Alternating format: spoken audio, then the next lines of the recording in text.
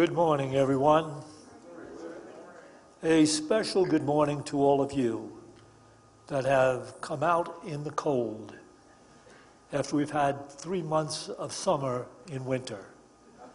So, good morning and thank you for showing up. I have only one announcement I think is pertinent. Can we have this? Do we have this on the overhead about the New Year's Eve meditation? Okay, a New Year's Eve meditation. Ring in 2026, New Year's Eve. And the doors will be open at 11 o'clock at night. And you'll be seated a while and listen to some music and get into a meditative space. So you can show up in a quarter after 11 or so. And then there'll be a little talk that I will give about the new year. And following that, we'll enter a meditation, a guided meditation, and we'll be in that meditation into the new year. So we'll carry that good consciousness into the new year we're about to live. So that's what's going to be taking place on New Year's Eve. Thank you, Cassie. I don't know, we ever get around to thanking the people that get all of the Christmas gifts and donations up to the Wounded Knee area where the Native Americans are living in near poverty conditions. And every year we donate to them. But I want to give a special thanks to the people that wrapped all the gifts and the people that brought gifts according to the names that were on the Christmas tree. You did a beautiful service. You have no idea how beautiful that service is that you did. And I know Nick drove it up, so he volunteered to drive the truck all the way up to the Wounded Knee area and make sure that those gifts got delivered. For them, it really is an incredible thing because they have next to nothing, materially speaking. So life every day for them is a struggle, and all the gifts that we give them and bring to them really help them out over the year. Because a lot of the gifts are clothing and things like that, but there's also gifts, bicycles and toys for the children, and it gives them an opportunity to enjoy Christmas on a level that they wouldn't enjoy it if we didn't help them out. So to all of you, I don't know, many of you may have done some other things in order to get those gifts up there, but I want to thank you all for being in service to God's needs. And is my higher self here anywhere? You'll know my higher self. She's a little shorter than me, has brown hair. Her name is Norma. Where is she? Okay. I think you are the air I breathe. There she is. All right, come on out. It's my higher self. You are the air I breathe. Your holy presence living in me. And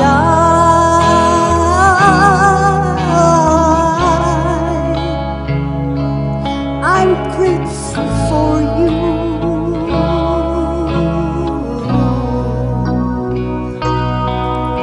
And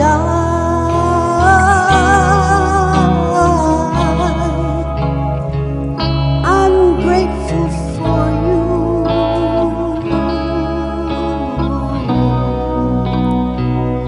So grateful for you.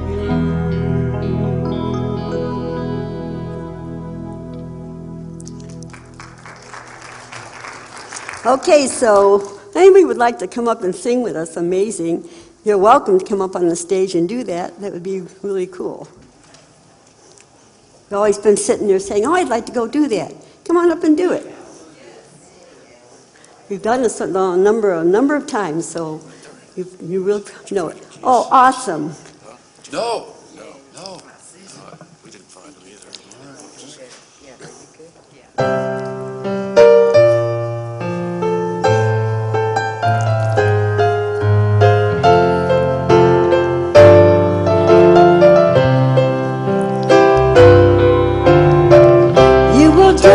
Amazing things with the choice each new day brings, and with every step you take, bless the progress that you make.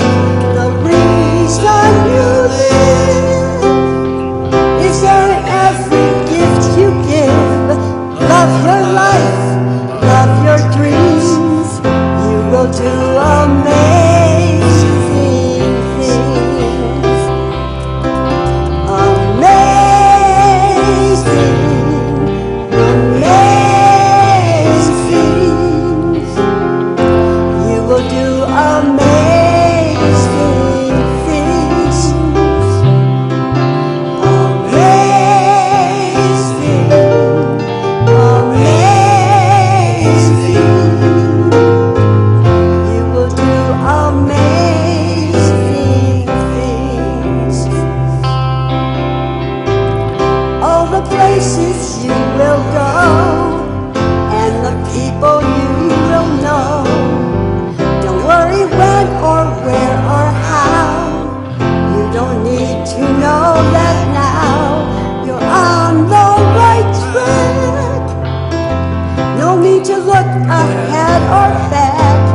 Just enjoy with this day brings. You will do amazing things. Amazing, amazing. You will do amazing things.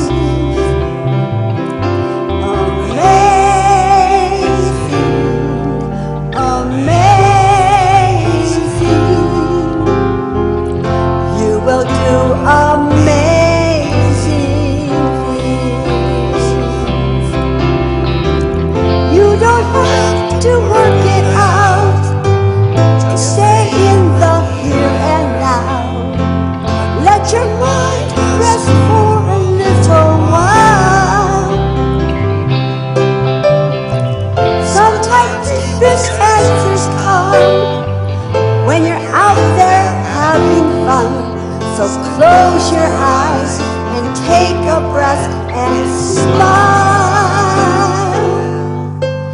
Amazing, amazing. You will do amazing things. Amazing, amazing. You will do amazing things.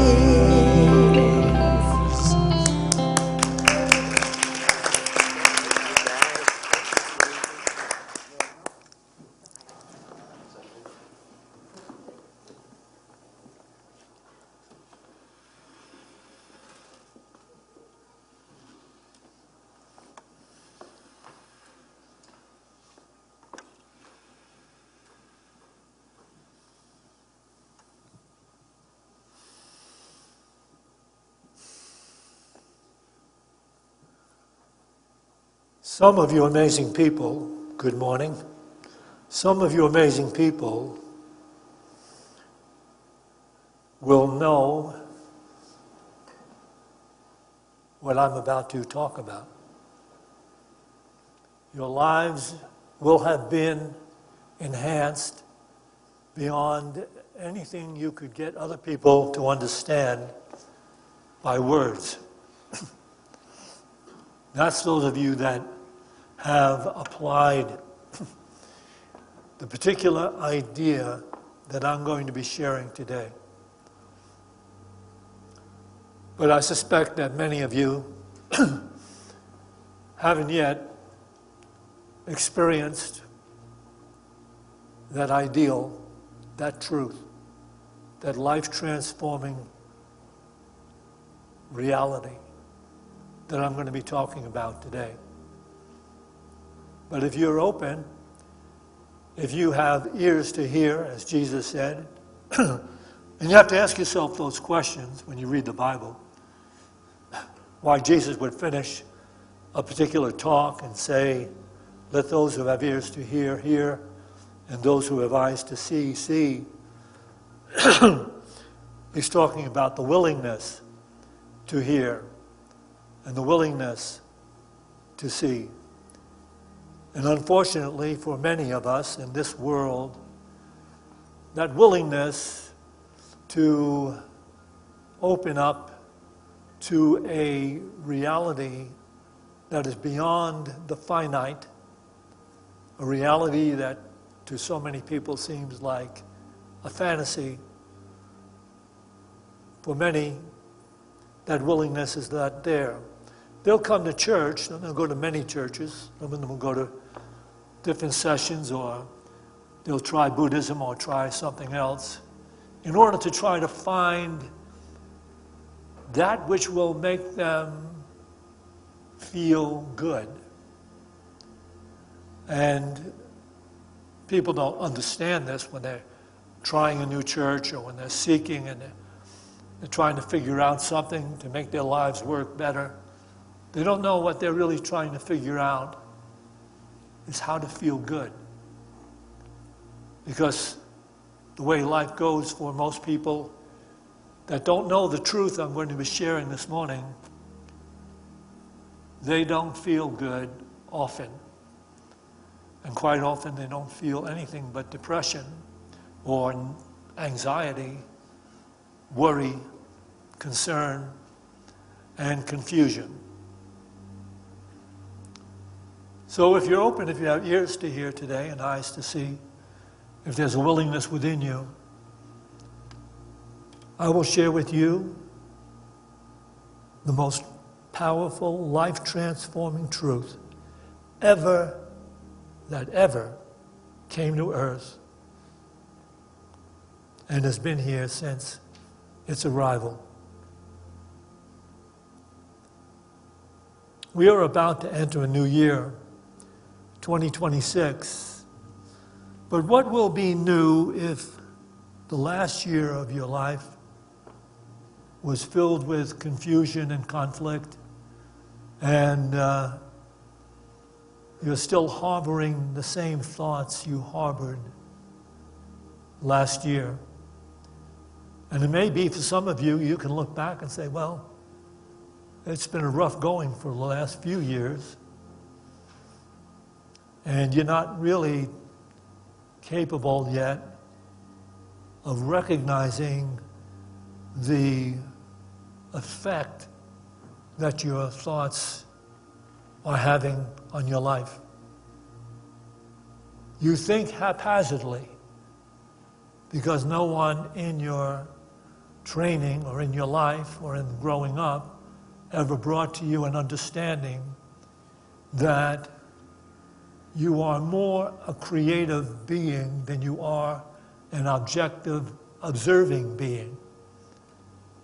You are more an instrument creating experiences in your life than you are an objective observer of conditions and circumstances you suppose arrive and arise outside your awareness.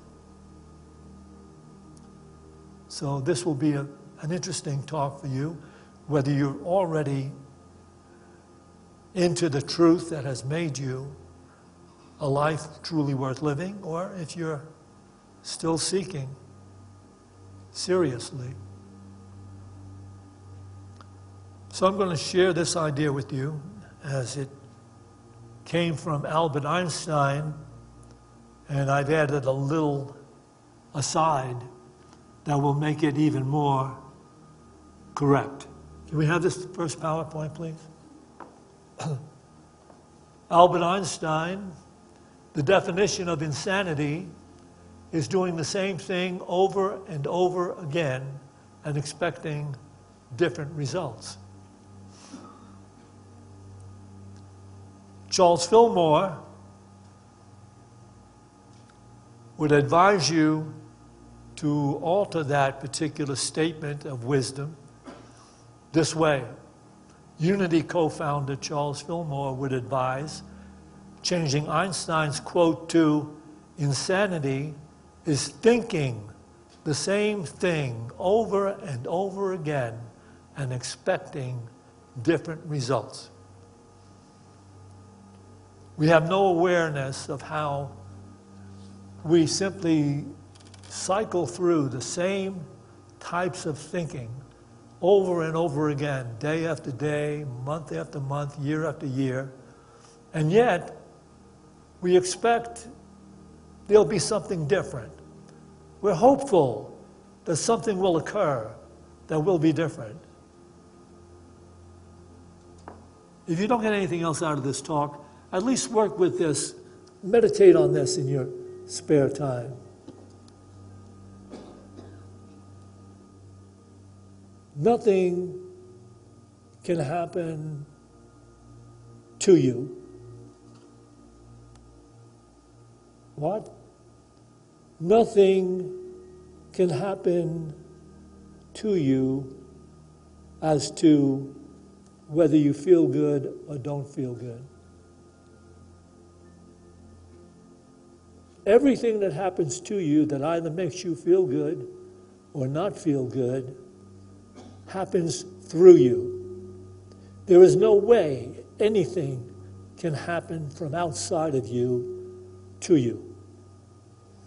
It has to be corroborated. It has to be facilitated. It has to be attuned from within you. Your outlook on life derives from your in-look.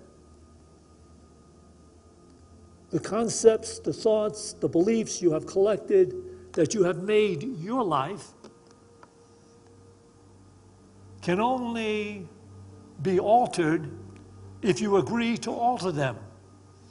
And only by altering your inward concepts and beliefs can you see a transforming change in your experience.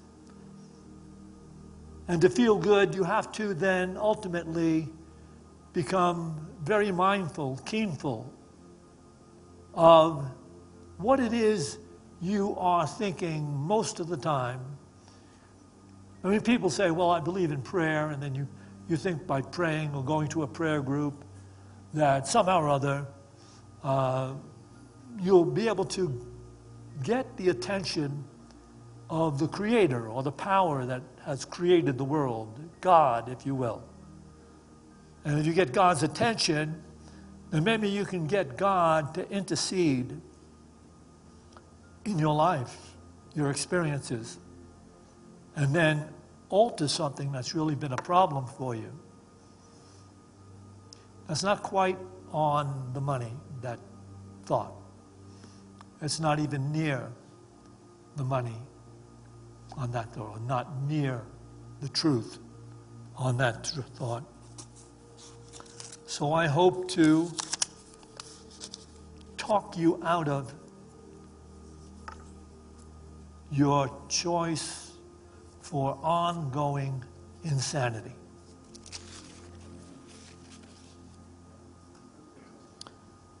No doubt vast numbers of people are making New Year's resolutions in hope of improving themselves and their lives in general without realizing, what are you doing? You're making a resolution. Okay, what is your resolution? What is your resolution? Did you write it down? Have you got a resolution? Is it an intention? Have you set an intention in your mind? Is that what you're doing? And have you been doing this for a number of years? Are you still doing this without the words coming down through the ages, realizing the only change is going to come from a return to universal awareness and love. That's it. You can waste your time all you want. You can go around complaining all you want. You can go around not feeling good as long as you want, but that's not going to be the key. What is going to be the key is realizing there is really something greater that needs to be brought into this scenario. It requires a return to universal awareness and love. Why? You might say to yourself, well, how is returning to universal awareness and love going to help me financially? I'm stuck financially. It was a really bad year last year. I need to set an intention to make more money, to bring more money in. So you set this intention, I will be richer, I will be this, I will be that. And you do what you can there. Or it might be something else, some health challenge you're facing. And you say, well, how will returning to universal consciousness and love have anything to do to affect my physical health? And then it'll go on from there. What about my relationships, which have been, I don't know, I just haven't been lucky in love, and things have gone awry. And I don't know. And in fact, last year I was sued over this and that, on and on. Well, how will returning to universal awareness and love heal my situation? Here are the words that traditional religion will never utter in their churches. When the disciples asked the Master of Masters to teach them to pray, he gave them certain instructions. Don't be like the outer-directed hypocrites do, praying to be seen by others or to be considered by others that you're really holy. Don't pray out in the marketplace. Go inside your closet and pray. And the universal Father who sees in secret will reward you openly. What's he talking about? It comes down to this. Be careful, because I'm going to put something into your mind that's not going to leave you alone.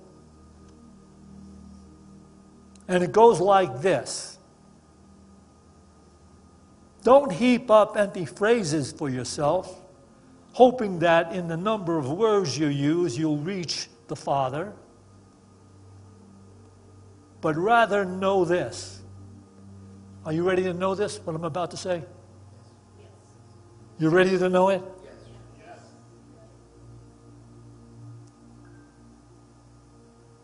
God knows what you need before you ask. Huh? God knows what you need before you ask. Those are not my words. Those are in the scripture. Those are the words that precede the one thing that you probably know something about, the Lord's Prayer. And how does the Lord's Prayer start? What's going on? What is Jesus trying to do? The Lord's Prayer starts with our Father. Here we have all these disciples asking, how should we pray? And all the people around that the disciples will eventually talk to are wondering, how can I pray? How can I make it work for me? How can I get the things I really want out of life so that I will finally be happy? And then all of a sudden, this carpenter's son, who had the audacity to say, my words will never pass away. His words, no, they haven't, and they never will. My words will never pass away. It says, heaven and earth could pass away, but my words will still remain. Who says things like that? And who says, God knows what you need before you ask? A master of masters says that. And yet look at the generations that have lived in time and space, historically speaking, down through the ages who haven't grasped that reality. God knows what you need before you ask. Therefore, this is not even me speaking. Can you imagine? You're getting the opportunity right now to hear what Jesus said. Exactly what he said. He said, "Our Father." And that all of a sudden took everything that the people around him and his disciples were thinking had to do with prayer, my personal needs being met, all of that was wiped away. Our Father, who art in heaven, holy is your nature. Let your consciousness come into the earth as it is in heaven, so we can finally put an end to the sickness of humanity.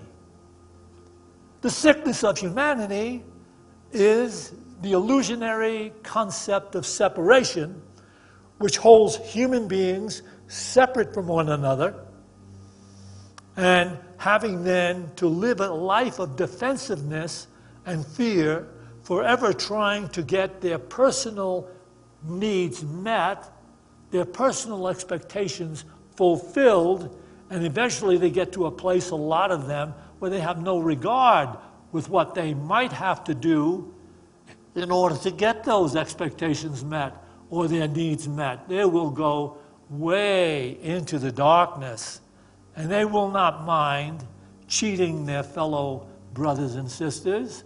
They will not mind going to war and sending young people into war for what it is they want, always wanted, and will finally get it no matter what.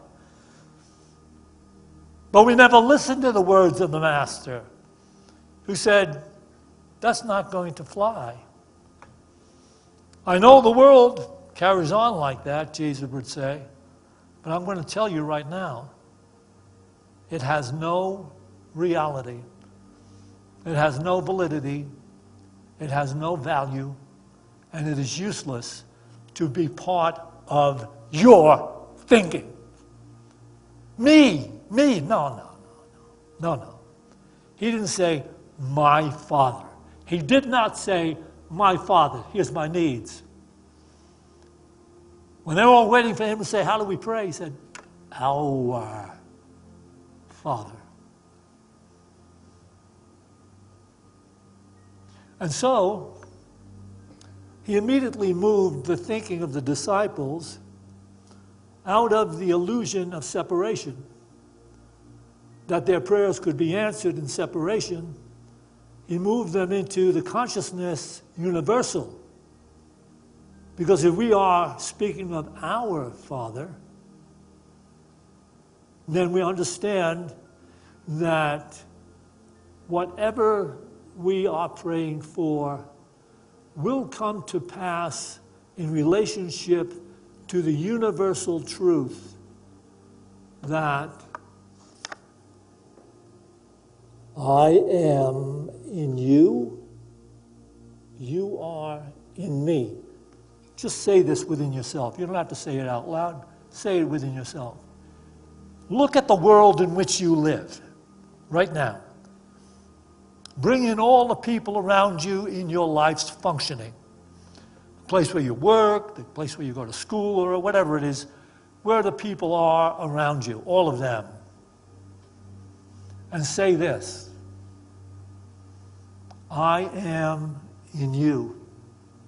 You are in me. And that is the truth that will make you free. That is why it's our Father. All those people you're looking at, the ones that you feel kindly toward and the ones you don't feel so kindly toward, they also are in your consciousness. And if you want a prayer answered, you have to pray from the truth that all minds are in communication. That's why I said earlier, nothing can change from outside, rise up outwardly, that isn't already happening within you.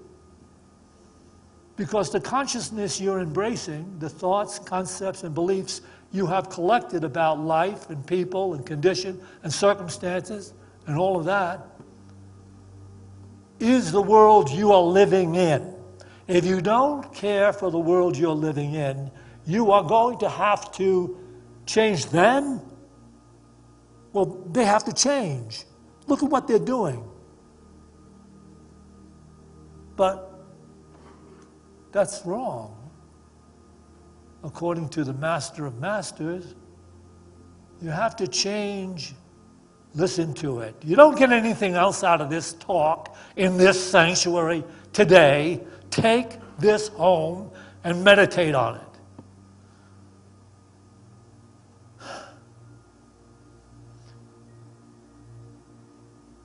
It is only that which you inwardly have come to embrace, believe, and live by that designs the life you are living, because everything you believe and think and carry on within yourself will be outpictured in the people around you, because your minds are in communication. And now you can see how important it would be to be, listen, how important it would be to become a forgiving, considerate, caring, friendly, kind, loving person, no matter what.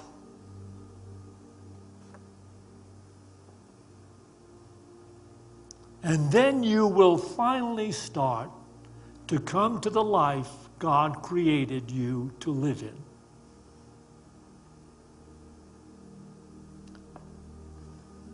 So, the Master's words are written down, and simply put, if you want to change the world, you can't do it by getting them to consider what it is you want. You have to change the world by taking this truth I'm about to share, these few words, and make it your yoga, your daily yoga. Can we have this PowerPoint, please? In the book of Matthew, chapter 7, verses 1 and 2, the Master's words go like this: "Judge not, that you be not judged. For with the judgment you pronounce, you will be judged, and are judged. And the measure you give will be the measure you receive." Huh? Judge not,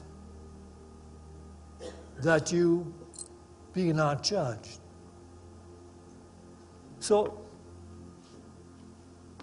the Master is then taking everyone out of the illusionary concept of religion having to do with heaven being someplace else, God being far off, beyond the stars perhaps, is taking his disciples and people that want to know how to pray, and he's saying things that, if they don't get a hold of it, their lives will not be brought into the divine experience they were born to live in.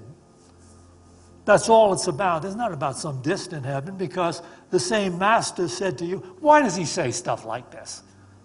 Why does he say the kingdom of God is not coming with signs to be observed outside of you?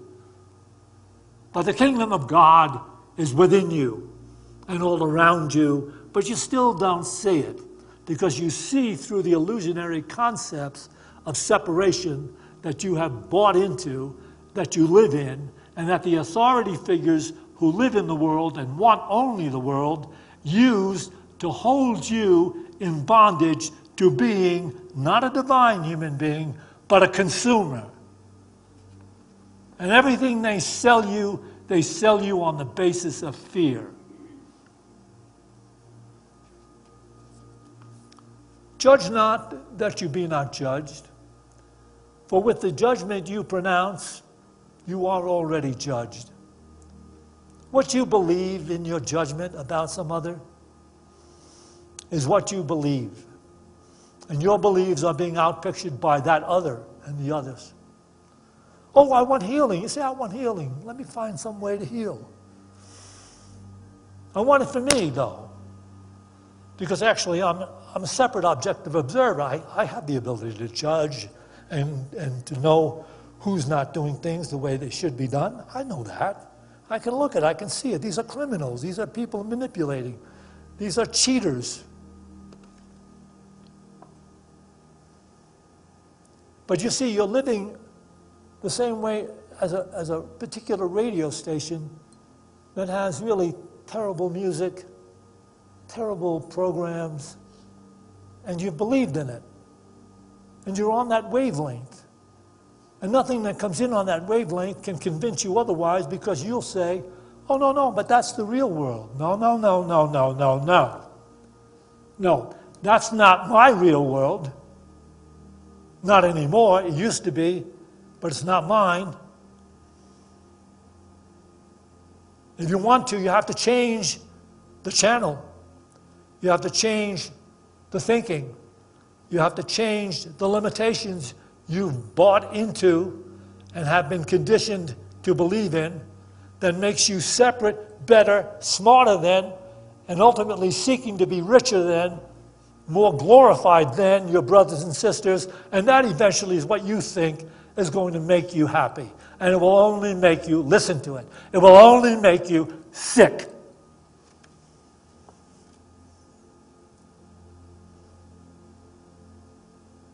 If you don't want to be sick anymore, follow what I'm about to say with all your heart, all your mind, and all your soul.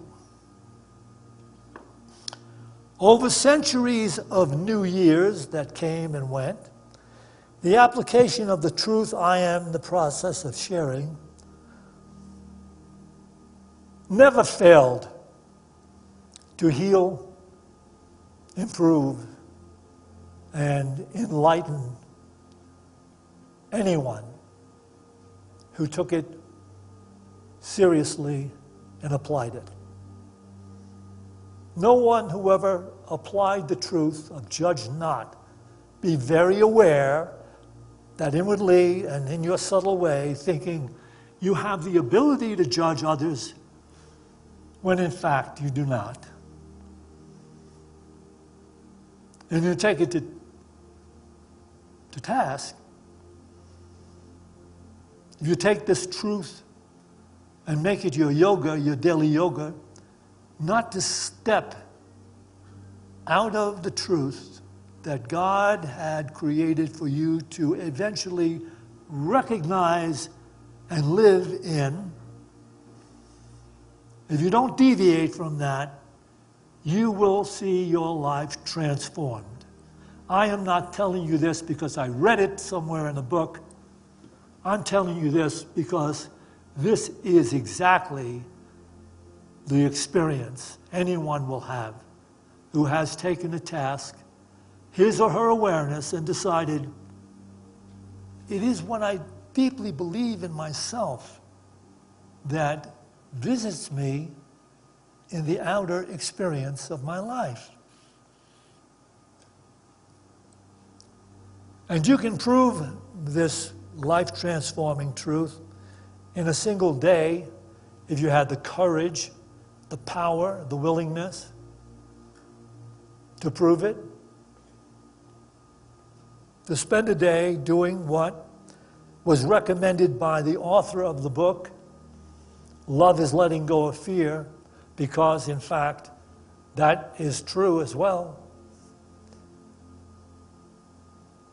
If you let go of fear, you're letting go of the world and the thinking of the world that creates only chaos, conflict, and destruction.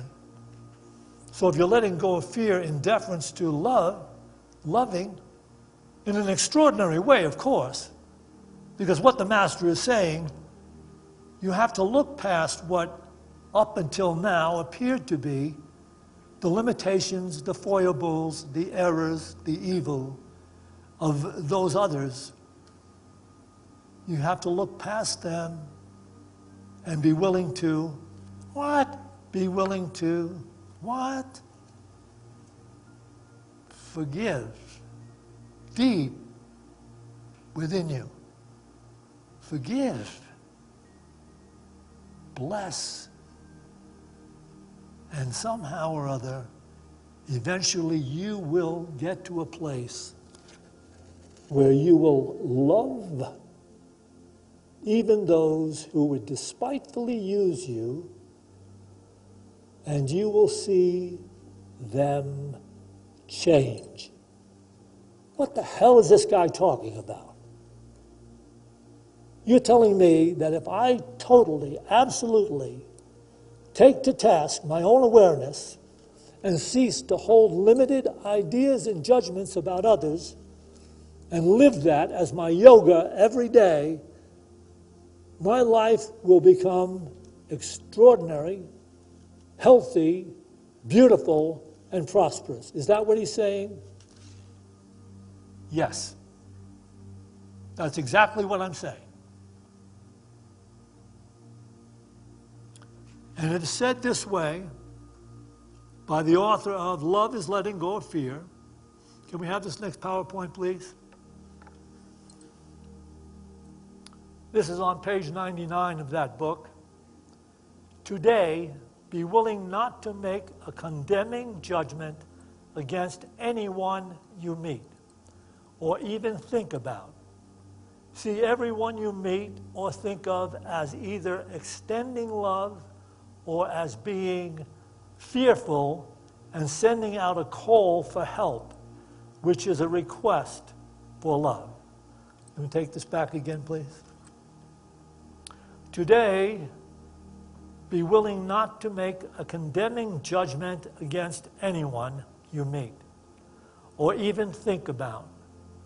See everyone you meet or think of as either extending love or as being fearful and sending out a call for help, which is a request for love. What a most original idea. So now, perhaps we have been mistaken, and we have been living in the illusion of separation, and we have continually thought that it's the circumstances that arise in my life that cause me whether to feel okay or not to feel okay, or sometimes to feel angry or not to feel angry. So it's always been that idea, of course, the circumstances. But where did the circumstances come from? What are the circumstances? Take this as an idea. The circumstances are there as your teacher telling you to wake up from your judgment and to bless anyway, to bless no matter what.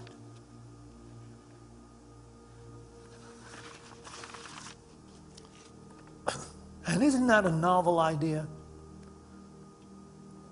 You think you've ever heard this idea here said this way? I'm only talking about this tiny little idea. There's lots of enlightened people doing things these days. But this idea here, what he brings up in that book, can we have that back again? That PowerPoint? See everyone you meet or think as either extending love or as being fearful, and sending out a call for help, which is a request for love.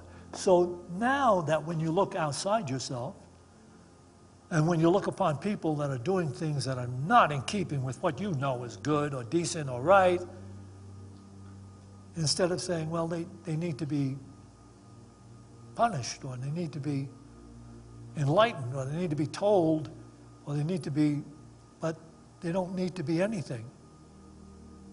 They only need to be understood that they are operating from fear, which is where everybody is operating from who isn't enlightened. So you have to let love replace fear. Because when someone is doing something that is not apparently establishing harmony, or establishing friendship, or establishing peace, or consideration, when someone is doing that, they're doing that because they are unenlightened. And in the unenlightened state, fear is what creates them to do and think the way they carry on their life and the way they think. And so it's saying to you, here's your opportunity. Don't react. Don't react in kind. Don't do an eye for an eye and a tooth for a tooth. Do something extraordinary. Do something that the master of life would have you do. Immediately. Forgive. Immediately forgive and let it be. Immediately, inwardly, bless that person that is still struggling in the illusion of separation and fear. That's all there is, by the way. Oh, listen, what did he do? What did this guy up at the pulpit do just now? He's saying these things, but what is he doing to us? He's taking us out of religion. What? Yes. If we go along with what he's saying, he's taking us out of religion and the idea that God is separate.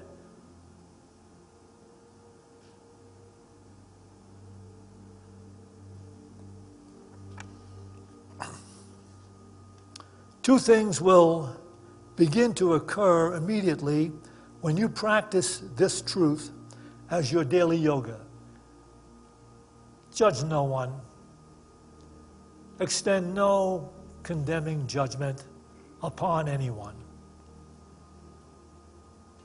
You think anybody who's really operating in the consciousness divine still carries on in the illusionary judgments, anger, hate, vindictiveness, vengeance, and fear? They don't. They got over it. And now they're living fully and completely in the consciousness that God had designed, we discover and embrace. The consciousness of divine being. And two things will occur as you practice this, your daily yoga. Immediately you will begin to experience inner peace and unconditional love. So there is set before you in this talk today a yoga that leads to, is he going to say heaven? Didn't we hear that all the time? Isn't that what religion's all about? Some distant heaven. Yeah, and if you do enough good things, well, then Jesus will appear again and come and bring you on a cloud beyond the stars to that heaven. And what will happen when you get there? I know it's going to sound somewhat disappointing. So you go through this whole thing, you're picked up by Jesus, said, you did enough good, let's go. You're on the cloud, you're taken up into heaven beyond the stars, and when you get there, everybody's lined up and they've been given instructions of this particular sanctuary that they have to go to. And there in that sanctuary is me. I know it's disappointing. And you're going to hear exactly what I'm saying now, again. And you didn't get it. You hung around waiting for Jesus, who's so busy, by the way. You think he's got to take up a cloud and come down here and and wrest you out of your illusions to get you to heaven, where you have to learn what it means to be a heavenly being. What does it mean to be a heavenly being? I just told you what it means. You want to be in heaven, you have to first be a heavenly being. And to be a heavenly being, you have to take to task your own limited awareness, in which you have embraced limited thoughts, concepts, fears, concerns, and judgments regarding others who didn't have enough understanding to not judge. So there you are. You're stuck. And it's your yoga. And if you don't today, if you leave here and you don't take up the task of purifying your consciousness, you are not going to be penalized. That's right. You can leave here and not do anything to try to purify your thinking and your actions in relationship to the teachings of the masters. You don't have to do anything. And you will not be penalized by God or any outside force. Not going to happen. The penalty is that you will continue in a life that has no understanding of what it takes for well-being. You'll continue with the outer-directed, illusion-driven world in the fear-oriented thinking that holds you separate and apart from feeling good, feeling God, feeling love. That's the only penalty. It's not going to be done to you. No reason for it. If you're not enlightened, you're living the penalty over and over and over again. And you're complaining about it. And you're talking about it. And you're philosophizing about it. It doesn't change anything.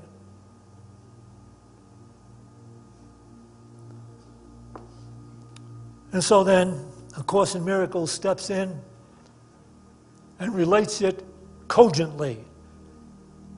It possibly has never been said as cogently, as clearly, and directly as it is said right here in A Course in Miracles. Can we have this next PowerPoint, please? This is the A Course in Miracles workbook, page 114, paragraph 2. You who were created by love, like itself, can hold no grievances and know yourself. To hold a grievance is to forget who you are. Shut off from yourself, that's with a capital S, and it's purposely a capital S, because it's not talking about your ego-centered self, your tiny self, your body-mind separate self. It's not talking about that. It's talking about the self of the divine. The selves that carry the consciousness divine in their thoughts and their actions and never deviate from them. To hold a grievance is to forget who you are. Shut off from yourself, your true self, your God self, which remains aware of its likeness to its creator. Yourself seems to sleep, while the part of your mind that weaves illusions in its sleep appears to be awake. Can all this arise from holding grievances?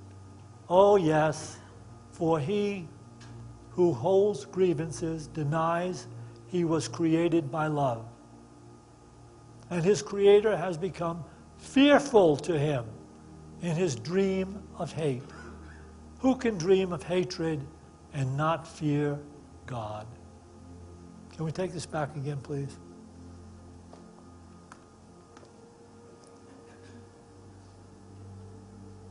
Sometimes you'll hear somebody say in a discussion group, if only Jesus were alive today, then I could hear him speak to me and help me understand what life is all about. I've heard that said.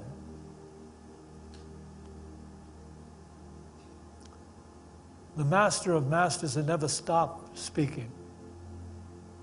These books, A Course in Miracles, they weren't penned by some PhD, even though the person that penned them was a PhD. In fact, was an Orthodox Jewish person, but had to surrender everything to be the scribe for this kind of thinking. You who were created by love, like itself, can hold no grievances and know yourself. To hold a grievance is to forget who you are, shut off from yourself, your true self, which remains aware of its likeness to its creator. Yourself seems to sleep, while the part of your mind that weaves illusions in its sleep appears to be awake. Can all this arise from holding grievances? Oh yes, for he who holds grievances denies he was created by love. How many of you here are still willing to carry on in the denial that you were never created by love? Or created by love. You're denying it. And if you were created by love and you believe that God is love, and you believe that God is omnipresent, that there is no place that God is not, that means that there is no place, listen to it, there's no place that love is not. And you could, if you were extraordinary enough to take to task your own thinking, you could bring love forth under any conditions and circumstances in which you find yourself. Because love is omnipresent. And love is God. And his creator has become fearful to him in his dream of hate. Who could dream of hatred and not fear God? You don't even know that that's happening. You go to see counselors. I want to go get some counseling. And you have no idea that your negative feelings about yourself and the conditions and relationships in which you don't feel good, you don't feel right, and you're going to get some counseling to make it work out a little bit better or to feel a little bit better. You don't even know that the cause of it is all down at the root level where you have been so long in the denial of love that you now fear God, who is love. Although God will never do anything, can't do anything to penalize you. You are penalizing yourself from morning to night because you have not taken to task the truth that has been revealed to you.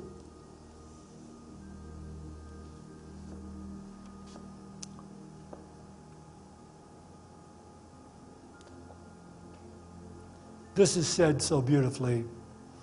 Let's go on and see the modern day master of masters, Eckhart Tolle. This is from his book, Stillness Speaks. Even if your grievances are completely justified, which they can't be, by the way, but he's saying to you, look, I want you to come along here for the rest of this.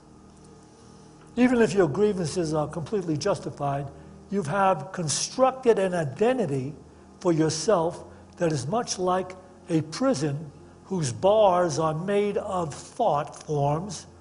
See what you are doing to yourself, or rather what your mind is doing to you.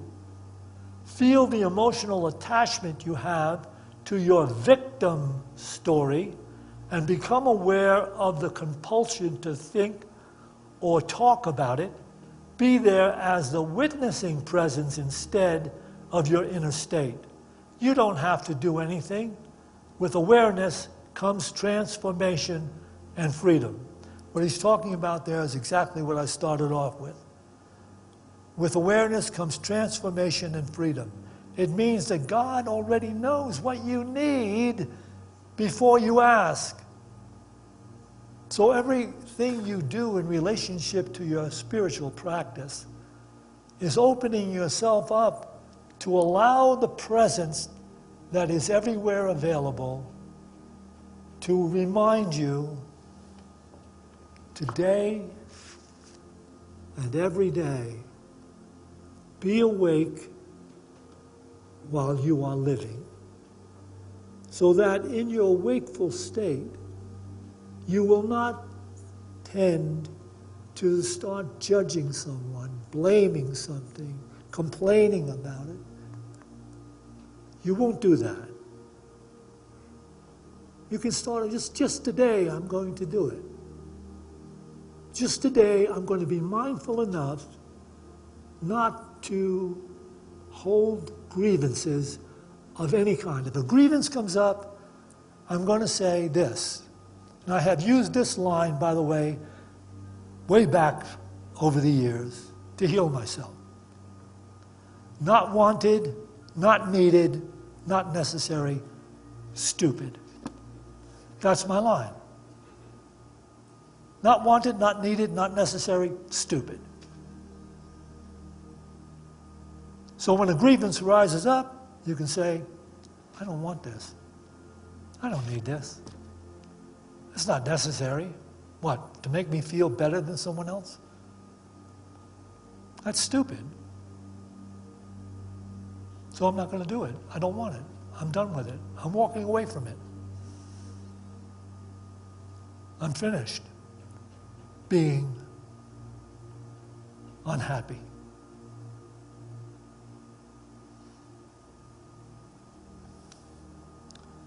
Look at that. An hour and 5 minutes.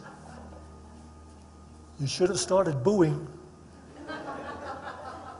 Okay. Maybe you were really listening. Let's take a few minutes for meditation. Since we have all this time, let's do it. Begin by taking a couple of deep breaths. As you release your breath, release any particular cares or concerns that you may be harboring. Just let them go and just say, okay, I'm dealing. Nobody said that you're going to stand up out of that pew and you're going to be perfectly straight. It only says that when you stand up out of that pew, I am going to consider being awake while I'm living. So take a couple of deep breaths, and as you release your breath, release any particular concerns or fears that still may be lingering around.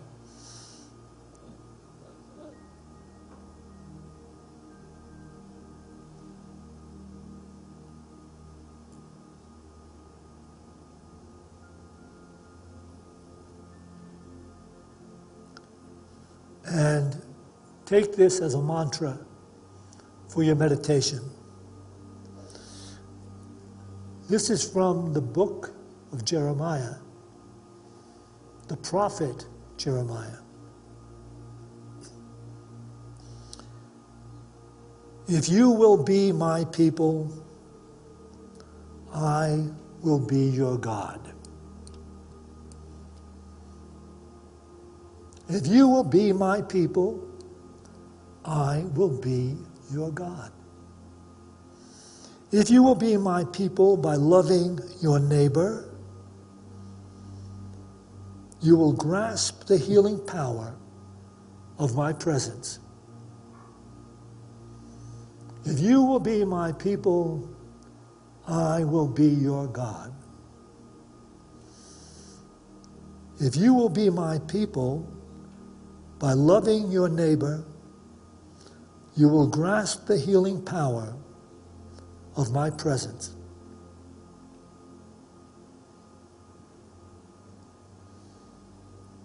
If you will be my people, I will be your God. If you will be my people by loving your neighbor, you will grasp the healing power of my presence.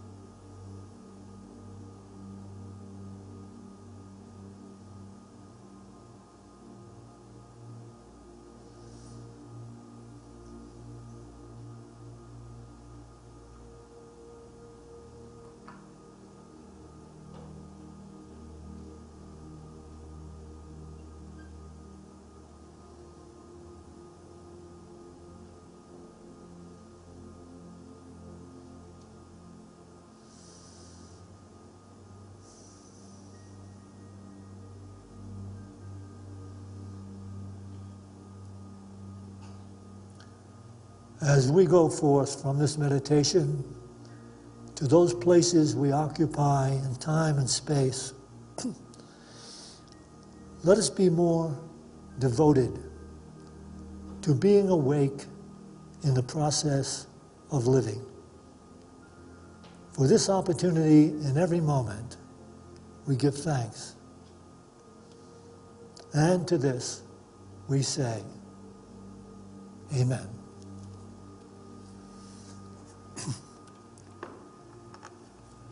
We are going to have, I've gone way over time. Cintisha and Mike are not here today. Cintisha's going to get on me about this. All right.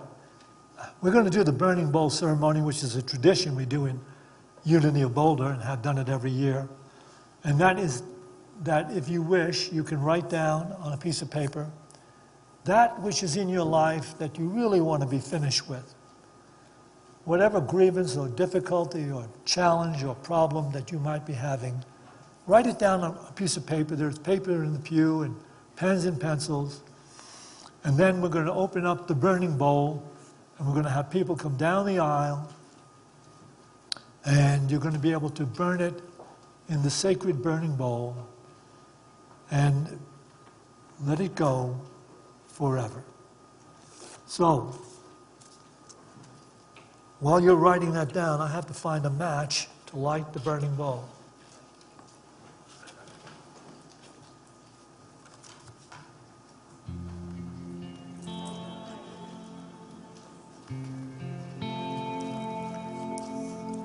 And not yet, I have to find a match. Hold on. You get some match? Thank you, Dan.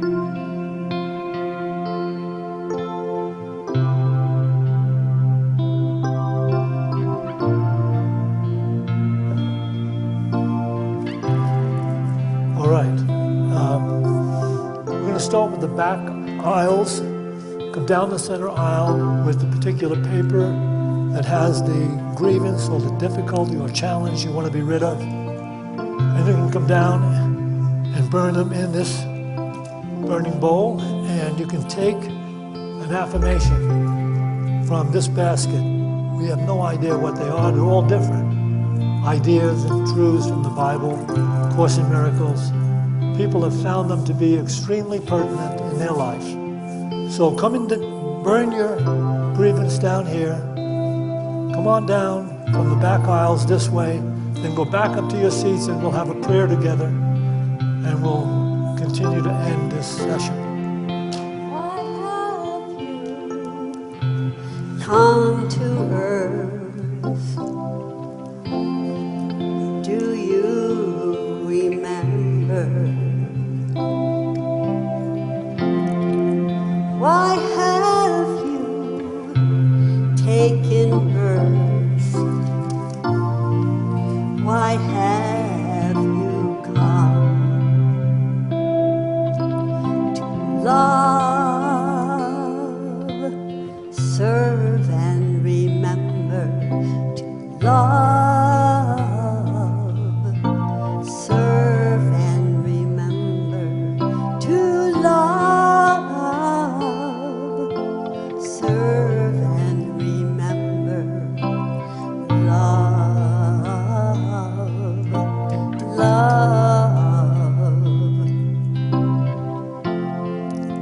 Why have you come to earth? Do you remember? Why have you taken birth? Why have you come to love, serve and remember? To love, serve and remember. To love, serve and remember. Love, love. Why have you come to earth? Do you remember? Why have you taken birth? Why have you come to love, serve and remember? To love, serve and remember. To love, serve and remember. Love, love. Why have you come to earth? Do you remember? Why have you taken birth? Why have you come to love, serve and remember? To love, serve and remember. To love, serve